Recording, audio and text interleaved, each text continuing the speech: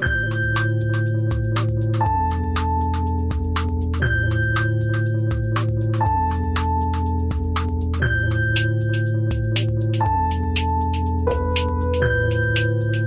right, everybody, welcome back. This is the end of the world with Michael and Stu. I'm Michael. And I'm Stu, and today we are talking about the masterpiece, notice my lack of enthusiasm, Looper, directed by Rian Johnson from 2012, starring Joseph Gordon-Levitt and Bruce Willis. I've been a long time, years thinking it was Colin Farrell. Yeah. Wait, that Bruce Willis was Colin Farrell? No, the Gordon-Levitt. Yeah, was. the Gordon-Levitt character. No.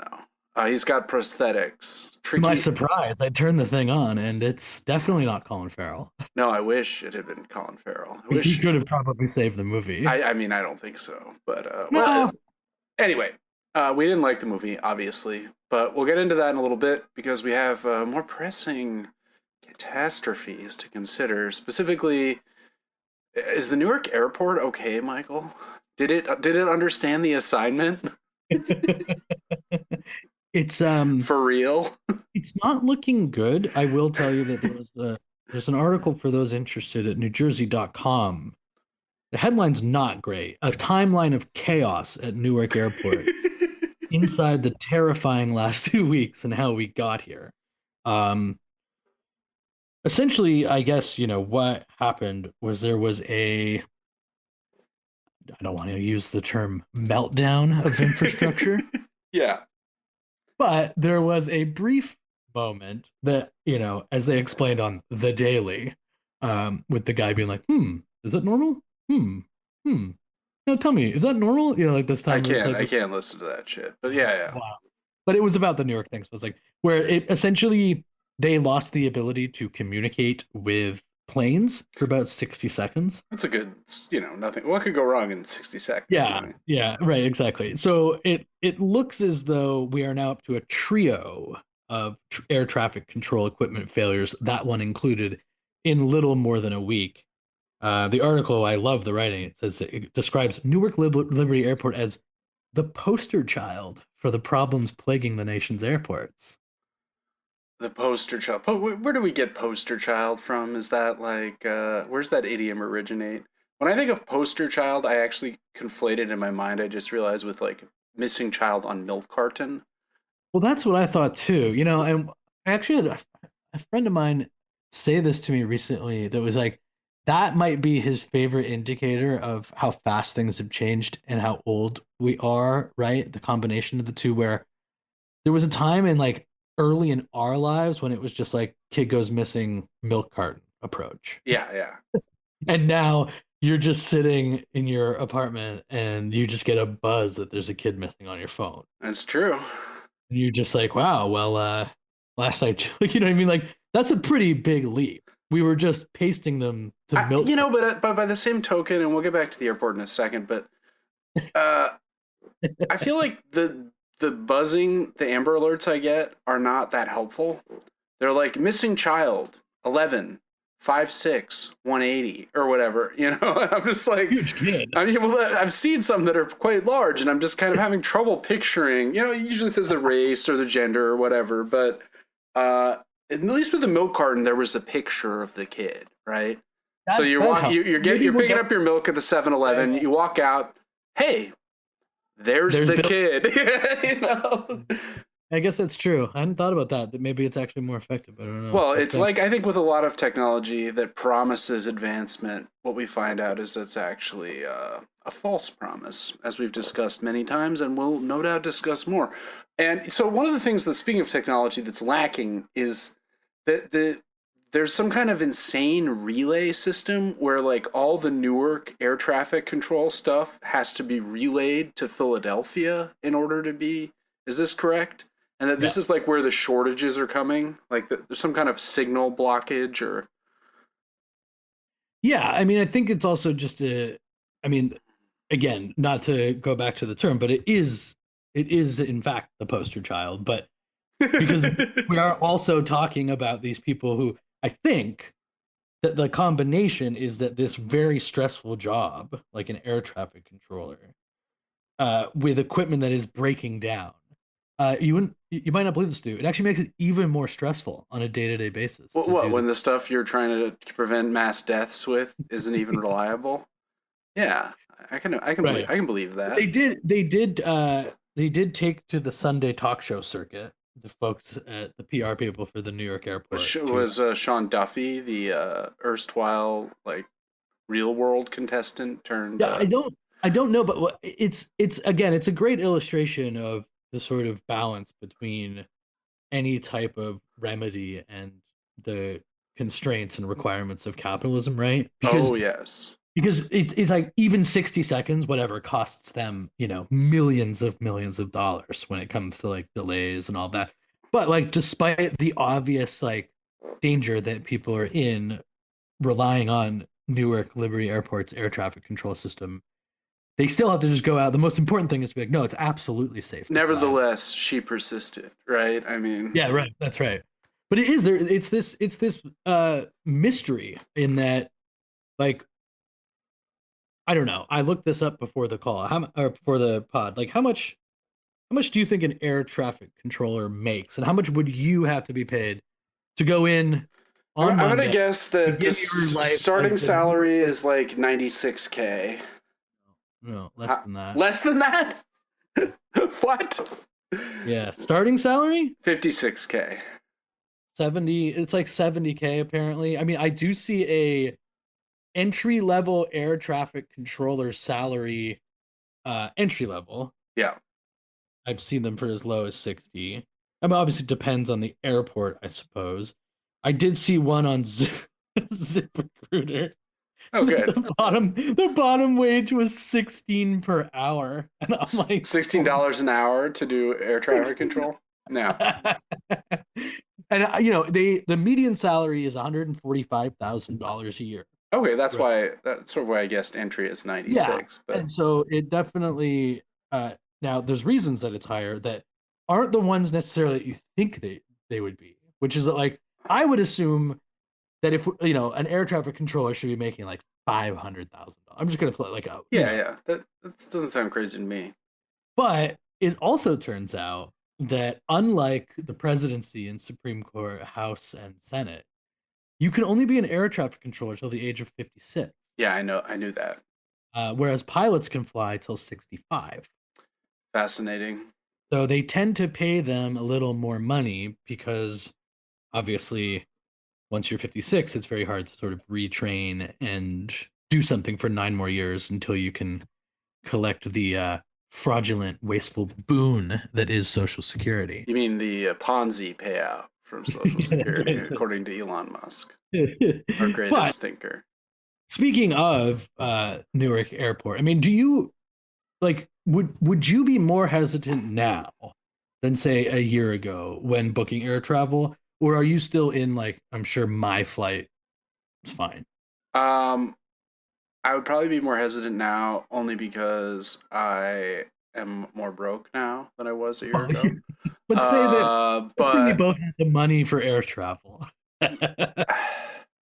Do you think that this is having an effect? I don't. I mean, I wouldn't be more hesitant. I've talked to friends though. I had some friends who are flying soon to a bunch of different places, and Yeah. they all mention this. A couple are flying out of Newark, Yeah. and they were all like, I this is do know multiple people who have switched their flights away from Newark, yeah. Well, which I think is a very short-sighted I mean, we strategy. started the Trump administration with a flurry of air crashes, right? And then last fall there was that drone incident in New Jersey, Mhm. which I was hanging with some friends yesterday, and we were talking about occult conspiracy theories as one does. And I said, hey guys, remember that whole New Jersey drone thing? And everyone was just like, oh yeah, completely forgotten, Yeah, white when you had brought it up before earlier. Yeah. about you, I was like, wait a minute, which? Oh yeah, we literally talked We about talked this. about it on the podcast, yeah, and it just went away like so much stuff. But I the good, assume you're saying that it's all connected. well, I'm just positing. I'm just asking, Michael. I'm just asking questions. All right. I mean, I'm just Donald floating Trump these things in the air. in Jersey, nobody quite knows what's going on, and now they can't keep the radar on. Yeah. Or I mean, yeah. But Slightly less. luckily, there is someone who's looking into all of this. Well, maybe not this specifically, but the problems of air traffic, of pilots, and the latest season of The Rehearsal by Nathan Fielder, owner Uh, of Nate's Lizard Lounge, is what's uh, your what's your take on him? I love Nathan Fielder. I know you hate him. You're a Oh, that's not true. Hate my no, you're a word. hater. You hate him. I I You have told me you're done with him. He sucks. If you saw him on I the street, you would punch him. I I really liked early period Fielder. Nathan, for you. I also very much liked The Curse as a I thought The show. Curse was the best thing that's ever happened. But I thought it was an incredible show, but The Rehearsal in particular takes some of the concepts of Nathan for You and takes them to a level that I just don't find anything remotely funny in it anymore. I don't find it funny. I'm now watching it to observe the like audacity of the experiment. Like I'm watching like a Charlie Kaufman, like what was it, like Schenectady? well, Like that's that's like what it really reminds me of is of Charlie Kaufman. You've read my mind. I like yeah, the scene when he's pretending to be a baby. And spoilers for anyone who hasn't watched the new season. There's no plot, so there's really nothing to spoil. But at one point, he's trying to relive the whole life of Chesley Sullenberger, the pilot who saved those people in the Hudson 16 yeah. years ago. And he's dressed as a baby. There are people on stilts, kind of with a giant marionette. The first thing I thought of was Synecdoche, New York, and or adaptation or being John Malkovich. Right? There's something very Right. And like Kaufman about this. once I start looking at it through that lens, which I feel relatively forced to because I don't find any of it funny anymore. Um, then it's just like a pocketbook version of that I've already seen done by someone who's more interesting and a better writer and more talented. Oh, but That's you're like such a hater, Michael. You're such a hater. You haven't even finished watching The Sopranos. You're like no, but you're like I love the show The Sopranos. I love but it. you watched the first two seasons and you're like I've had enough. I've got it. Yeah, like I've got the permutations down. There's some things that can happen, and it's great. And I'll I move mean, on. I don't. There are very few shows I watch all the way through. you could not be more wrong. Let me It shows that I of Game of adore. Thrones. You watch all the way through. Game of Thrones, I watch all the way through. That is true. That One of is the a good, worst shows of all time. one of the worst endings. It's a great show. Eh. Um, I know you're a hater. No, I liked it until Explaining the for anyone who hasn't tuned in to The Rehearsal, what is happening is he has essentially identified a consistent problem with many, we don't know what percentage, but at least anecdotally, many airplane accidents and crashes that led him to believe that a lack of communication and a disparity in power dynamics in the cockpit was perhaps a major factor in some of these incidents. And the question, of course, if they could have been prevented otherwise. right. So he starts off by interviewing a former member of the NTSB, and this guy is like, yeah, I think you're onto something. Like this is worth investigating. So Yeah. he then proceeds to build replicas of the Houston airport. He brings his bar, Late Nate's Lizard Lounge, which is the alligator lounge from here in Brooklyn, into the airport and proceeds to run a variety of skits, not even skits, just scenarios with pilots coming into this fake airport, with the idea being that if the airport's as realistic as possible, he can like study their routine, see what happens before, after, what issues arise that might be leading to these problems in communication. Which I think, like, the funny thing about this one is it has a point, right? It's like trying to actually address a real issue, but it is doing so in the most absurd way possible.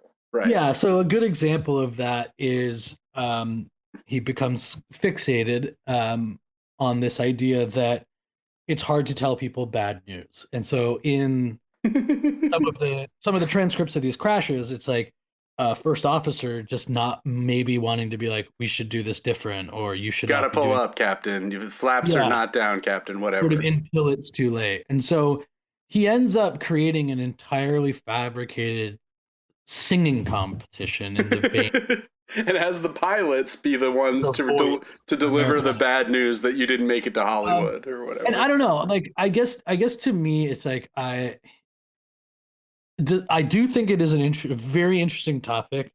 I don't think that any of the rehearsing that he does in the rehearsal, which I think is maybe my fundamental problem with the show, like it just doesn't really feel like it actually does anything other than provide another avenue for him to manipulate whatever the next episode is going to be or whatever conclusion he's going to come to, seemingly in my mind to for his own rather fatuous ends, which is fine because he's obviously covered by the fact that apparently it's like a comedy, right? But Yeah. like the people who are, I don't know, there's just a certain point to me where I'm like, the people who try out for the show and the pilots and like whose girlfriend is he's like constantly implying is kind of like cheating on him at the Starbucks and all of this stuff, like once I did stop like finding those moments funny, and those would be more consistently funny in a show like Nathan For You that's like, here's the project to save your business, that like, while there might be a fair issue that these pilots are lead very lonely lives, which seems to be where the season is moving, right? And subsequently, without any human connection, their ability to connect to their first officer Right. is so on. It's like the actual people that are being experimented on. I just like, to me, it just like is shitty. It just comes out honestly. It just comes across like a sort of shitty sociopathic dude, fucking like doing his thing. Yeah, That's what I got a little bit of that, especially from the last episode it's about like. the. Does he think like the way he looks at the camera and the people is like, is that part of the bit, or is it just like this guy is like not like I don't know. There's just something like once he's gone from the very basic comedy of a show like Nathan For You, uh, there are so many times where it just feels mean to me, and I know that Yeah, might the sort of happen. mastermind vibe. And Where he's obviously like choose. trying to he like creates a scenario where this guy who's awkward and is afraid to kiss his girlfriend, Yeah. and then he like gets them to act in a scene where they have to kiss. There's something about that that feels a little But bit. and then like he has the other actors who are pretending to do the acting so that he or the makeout so he could watch and Nathan could learn all the things that could happen in this one man studio apartment. Which again, like, what is that? Then he brings in the significant others of these actors to To have watch them. them watch make them making out with other people. And I guess it's like it's fine. These people are ultimately participating and stuff, but like the singing competition is a great example. It's like to get his one throwaway joke for this thing that's a huge deviation from the thing he's talking about. He's like, well, I did have to keep my singing competition going, and it making these people like perform, presumably, if this is really what happened. It just, I don't know why, like, what it is that is so funny about it. What do you find funny about it? The absurdity, the fact that it just pushes, Just that it's happening. yeah, That he has a big budget and a big lot that he can do stuff with. yeah, and that he's just following it to extremes, Yeah, and I that he's guess to kind of me, just like, going he's going with I mean, like, look, we both agree that the Evanescence thing at the end of the Sullenberg oh my episode god, was that was very funny, right? that was no spoilers, but man, I was losing it. So That was I think is a very funny person at times. I'm there's a not. lot of buildup in the show, and it doesn't always hit. There's not always a punchline. Sometimes the resolution feels kind of shitty. I agree. But I think it's interesting. I think very few people are making anything remotely like this in a media environment that is just completely devoid of meaningful comedy for the most part. You I mean, I know? won't disagree with that part. I just don't know if this actually fills the void or is just a slight deviation from the norm. I guess the thing that maybe I always have trouble with is like, while I guess it's ambitious in contrast to like Big Bang Theory, Yeah, right? It's kind of like, how impressed can I keep being that someone with HBO's budget can build a replica airport? Like, he didn't build it. yeah, It's like, yeah. wow, he told someone to build the exact airport and the exact apartment the guy lives in. It's like, okay. I guess that's fascinating. Like you could do that too if someone gave you a check from HBO to make whatever set you wanted. I agree. I think it's more that most people, if they had those, they wouldn't do this. I guess that's fair. Yep. Right? That this is weird. All right, well, we should move on. We didn't do the seamless transition that we had last week. Which is good because this movie is anything but seamless. Yeah, so Chock full Looper, of seams, in fact, as we will talk about. it's a time travel movie. It's set in a 2044, in a future that looks bleak, that looks awful, and our main character is Joseph Gordon-Levitt. This is a movie directed by Rian Johnson. I think this is his third feature. The first being Brick. Did you ever see that, Brick? No. It's like a noir movie with teens who Is are it good? yeah. Yeah. It's a little bit like this. It's weird. It's a movie that I bought on DVD. Yeah, that's how old it is. When I first moved to New York, it was on sale at Best Buy or something. And it was one of the few things I had. My cable wasn't set up. And I must have watched it like 16 times. And I was always very under the influence of something, shall we say, marijuana. And it never cohered for me. So I was like, I better watch it again. Really don't. I still don't think I ever. It was around the same time I had a DVD of Lost season 2, and A Hostel was the other DVD I had. So I had this like really weird time, summer 2006, long time ago. But it made an impression, and I've rewatched it since. I have no idea why I didn't understand it. It's not difficult to understand. I think you have some idea.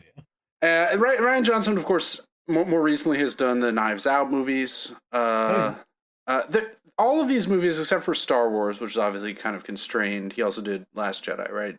I liked the first Knives Out. I thought the first Knives Out was good too. The second one felt awful, right? Yeah. Like we just moved into, this is like a complete parody of itself already. Yeah. But people hated the Star Wars? Was that the general reaction? I never saw it. No, it's scene dividing, as I love to say. I think I said on the pod last week. I thought it was the best of the new Star Wars by far. But it's... How many new Star Wars are there? Well, there have been 5 new Star Wars films, 3 of which are in a trilogy since 2015. Only 5, though. I feel like that's pretty restrained. There were going to be 3 in like 35 years at one point, wasn't there? No, I mean... What was the break between the third one and then Phantom Menace? It was 15 years. Really? When was the last... 83, and then I think 98, or maybe 99, right? It felt like so much longer. Yeah, but we were kids. Time, I guess that's true. Jeez. In any case, Rian Johnson's non-Star Wars work, I think, is all united by this retrofuturism vibe where everything feels like it has this touch of the hard-boiled or something, which I think we definitely see in this movie, right? Where they have their blunderbusses, these like old-fashioned guns, and they're all like these gangsters living in the future flying. Yeah, just like the weird like communality of the gangsters who like do this job. It's all very much like this hard-boiled detective type vibe. Yeah, that's his thing. I think he's talented. I think he's smart. I don't always love his movies.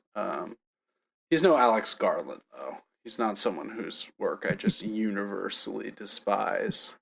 You want to basically set up sort of what happens here in this thing? If I have to.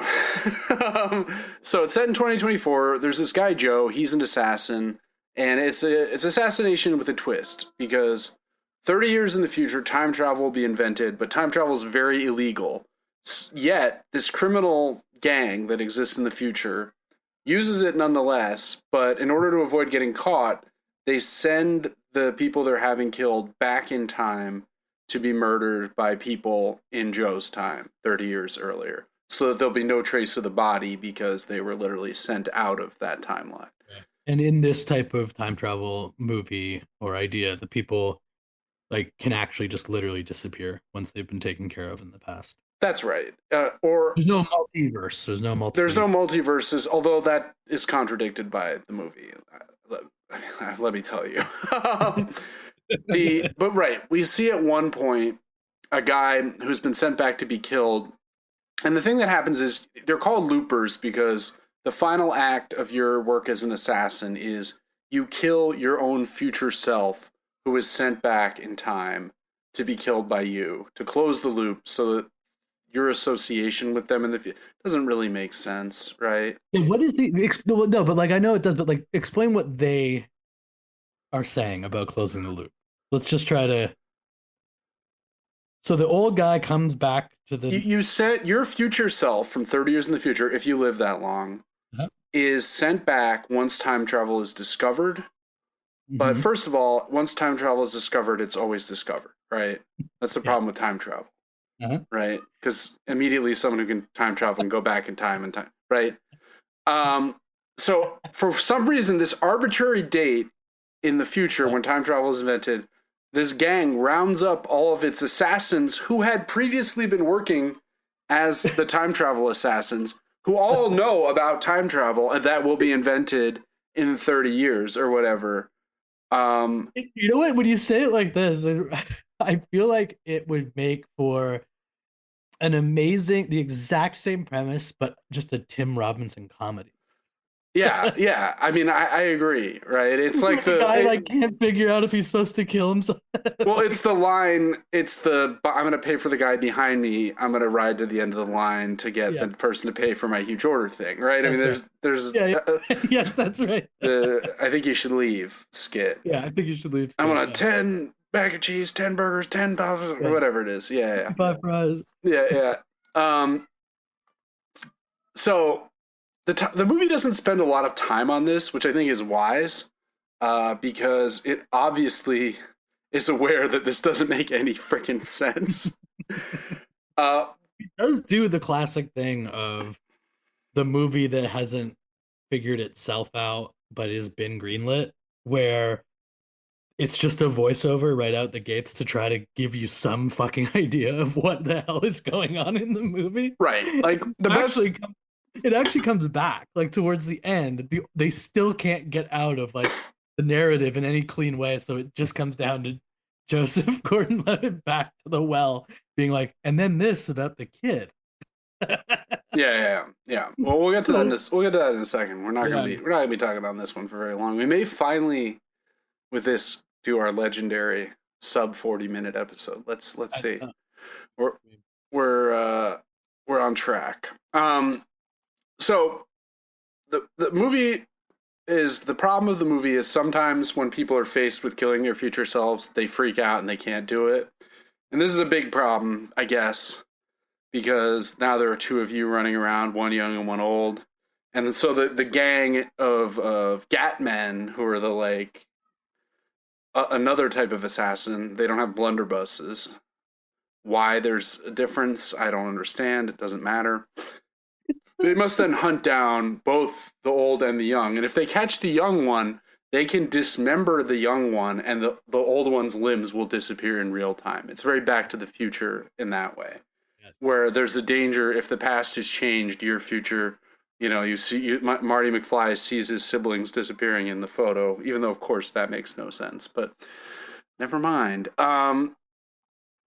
So eventually you have to kill yourself. We see that Joe's friend Seth he's weirded out by killing himself from the future.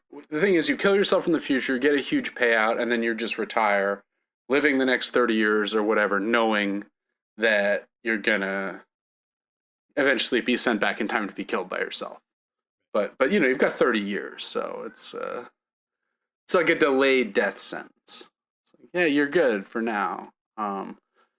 And also they have this like they just throw in the telekinesis part too. Oh, right. People in the world have started to develop telekinesis. Yeah, they just kind of flick that into the beginning of the movie, but just to let you know how the movie's going to end. Well, it's mostly a joke, though. People use it to like impress girls at bars. It's not right. But I mean, like you said in the notes, I think it's like, oh, I wonder if this will be important. Oh yeah. Yeah. Mental powers. Right now, I just use it to get girls. Yeah. Thing. Sure What that will be sure that happening? won't be significant later in the movie. So Joe's friend Seth is hunted down and dismembered and killed, and we see his older self falling apart and then vanishing when young Seth dies. But of course, if Seth dies now, then Seth in the future never came back in time because he was dead, right? I mean, it doesn't make any sense. Like, so what I'm asking is, if Seth from the future had killed someone while he was in the past, and then you kill young Seth, so old Seth ceases to exist, does that other person come back to life, right? Yeah, right. I don't know. There's Sounds to me like we were laying the groundwork for the much needed Looper 2.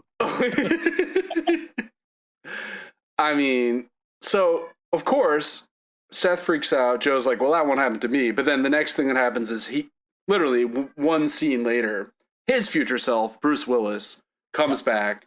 And usually these guys are masked and they're facing away from you, or they can't see you. But he's facing towards Joe, unmasked.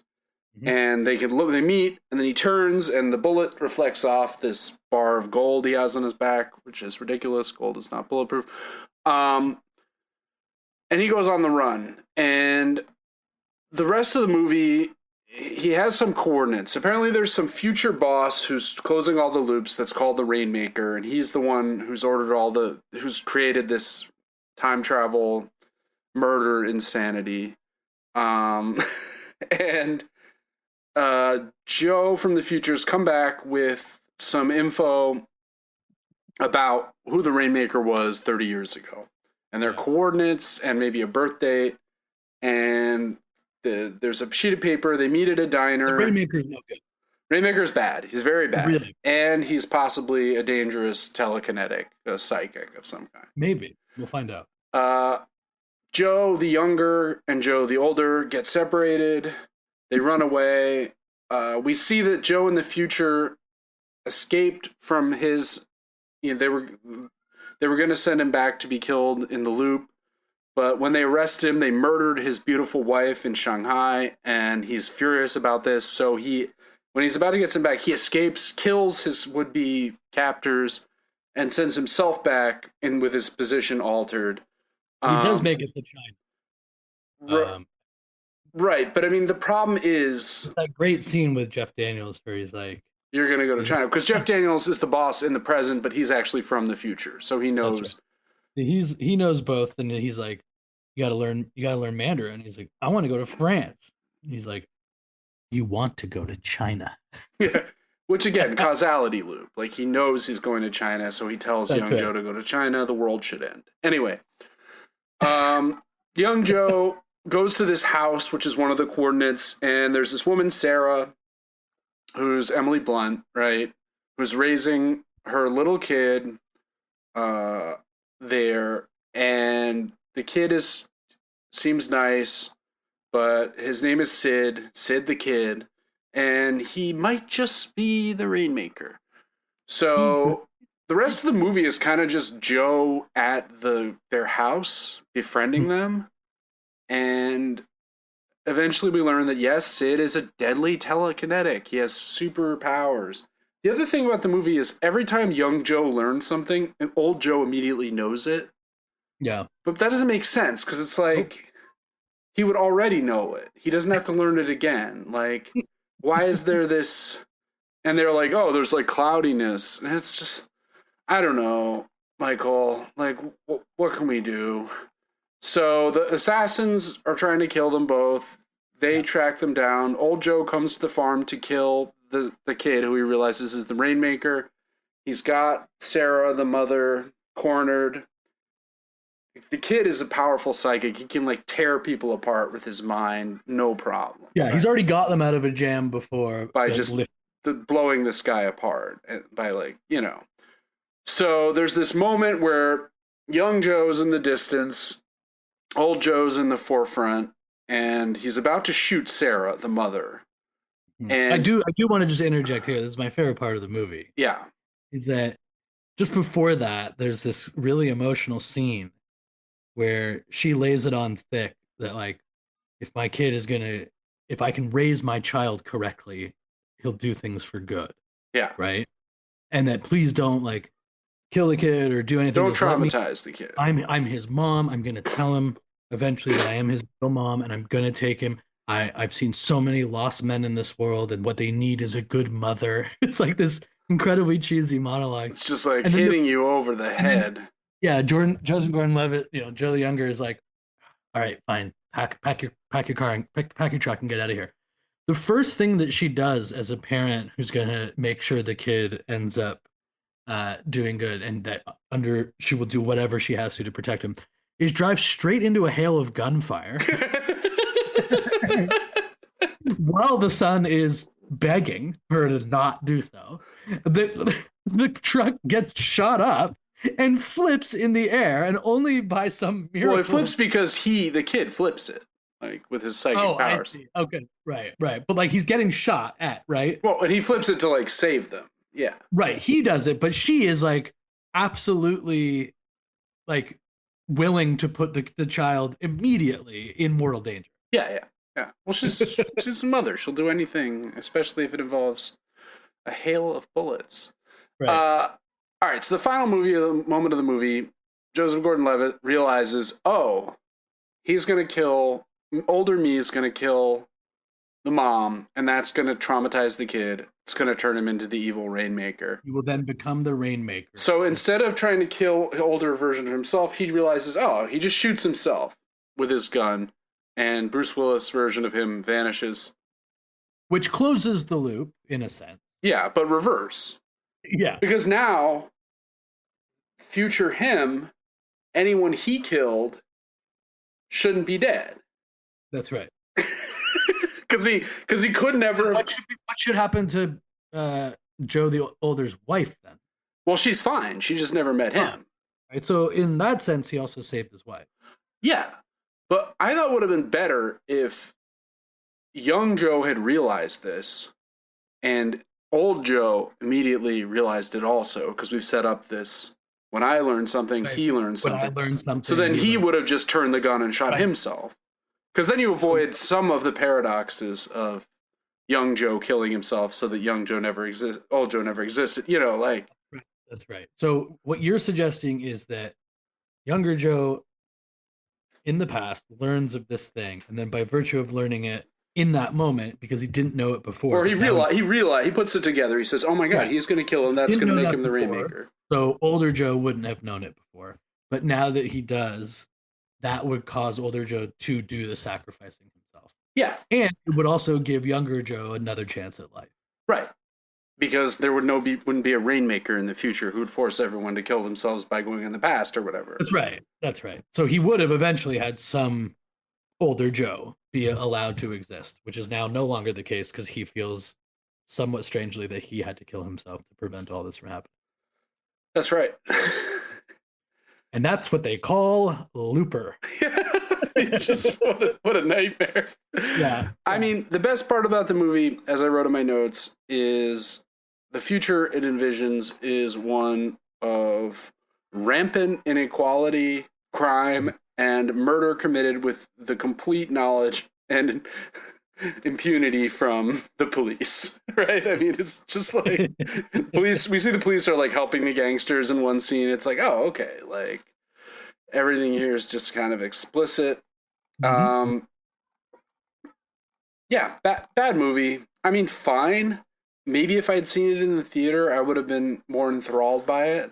Really, but none of the action sequences were interesting either. No, like it wasn't wasn't one of those bad sci-fi movies where at least like the chases and the shooting and the weaponry and the way that the fight scenes are shot. It's a very, very basic movie in that regard. The trinkets of the future are sort of sporadic and uninteresting. The one vehicle the guy has, this fact that like there's seemingly no traffic laws anywhere. That's never really explained. They drive really fast. Well, I think and, it's like, just if you're rich enough to have a car, you're above the law. and you're just above the law. Okay. So like there's all of this lawlessness, but these people are still forced to go back in time to avoid being found doing time travel now. Doesn't make sense. I feel Like you. what the hell? Yeah. Who's enforcing that? Yeah, exactly. Right. We never get to see like We never get to some see this future where people can time travel, but there is some kind of, I don't yeah, know, what's it called? Skynet is like watching yeah, out, or right. Some sort of consequence to someone who did do it. So you might have an idea why the hell, any of this is happening at all. why this elaborate, ridiculous time travel murder loop thing was even necessary. I Yeah. mean, it feels like the type of movie, and to be fair, as people who, as we all do, come up with ideas for movies, definitely seems like the type of idea that came to him in a single sentence, and he then made a whole movie to like push forward on this one idea. You know what I Yeah. mean? Yeah. Oh yeah, what if your old self had to kill your new self, or your new self had to kill your old self? Yeah. Like Yeah. Ooh. that sounds like that could be a movie. And someone was like, "Yeah, that's a Here's $80 million. And then movie." here's Bruce Willis's agent on the line. I mean, I think yeah. it was long enough ago. It was before like it got really bad with Bruce, Oh right? yeah, yeah. I think he's still mostly with, although he's not in it very much, right? I mean, Oh, that's true. I wonder if because it was like no, it had to have been later than that when they were like feeding him lines oh and all no, that no, stuff. that's way later. Yeah, Because this was what 2012. yeah, yeah. I mean, maybe it's. I don't want to speculate. No way to know No, for sure, but that was brutal though. yeah, Looper. God. Never again. Although Looper 2, your version, Looper 2, Stu's World, Ta- that I would have. Taylor's version. Yeah, exactly. All right, so that's good for today. We unfortunately have not gotten in under my target 40 minutes. We've gone over, but just barely. So Okay. I was thinking next week we'd talk about this recent film, Companion. Yes, I'm very excited about that. I have reason to believe that I will actually like it. It'll be. Well, I don't know. A legendary hater like you, Michael. Oh, stop it. Um, I'm not the only person that doesn't like the rehearsal, by the way. oh, I believe you. I mean, I know a couple of like troglodytes from my grade school who live in a sandbox and eat yogurt with their hands. Yeah, they've also been telling me they don't like it. Sorry, I don't know where that incredibly cruel image came from.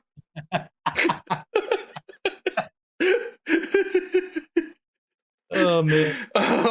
But I'm sure we will revisit the rehearsal. we will. Well, once it's finished, we'll come back and we'll do a final assessment. Maybe I'll Yeah. come over to Michael's I'm side. sure I will be, tail between legs, realizing what a work of genius it was. And I think eventually we'll also do The Curse too, which is a show Oh that man, we got to do The Curse. The Curse is one of the best things I've ever seen. maybe But we'll do The Curse after the end of the rehearsal. that sounds good. All right, so next week, Companion. You can, if you like the show, you can follow us on the podcatcher of your choice. And if you really like the show, you could also rate and review it on that podcatcher.